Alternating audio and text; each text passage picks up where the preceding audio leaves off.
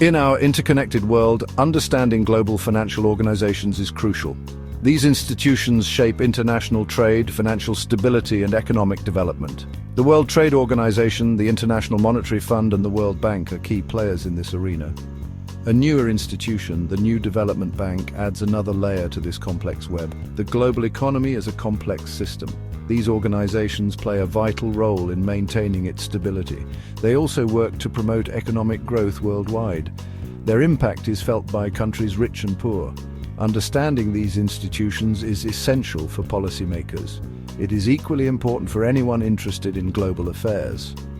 These organizations wield significant influence. They shape the world economy in profound ways. The WTO governs international trade. It sets the rules for how countries trade goods and services. Its goal is to ensure that trade flows smoothly, freely, and predictably. The WTO also acts as a forum for countries to negotiate trade agreements. The WTO was established in 1995. It grew out of the General Agreement on Tariffs and Trade. The WTO has over 160 member countries. These members account for the vast majority of global trade.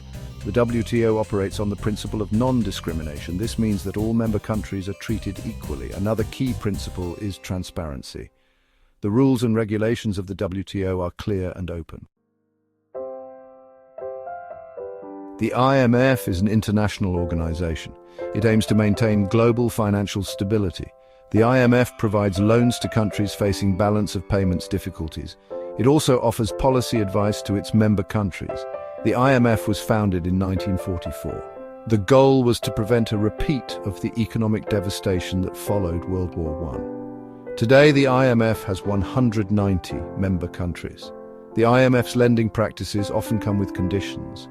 Countries receiving loans must implement certain economic reforms. These reforms are intended to address the underlying causes of their financial troubles. Section 4. The World Bank and NDB lenders with a development focus. The World Bank is a development institution. Its mission is to reduce poverty and support economic development. It provides loans and grants to developing countries. These funds are used for a wide range of projects. Examples include infrastructure development, education, and healthcare. The World Bank was created in 1944. It was initially tasked with rebuilding Europe after World War II. Today, its focus has shifted to developing countries. The New Development Bank, or NDB, is a multilateral development bank. It was established by the BRICS countries, Brazil, Russia, India, China, and South Africa, in 2014.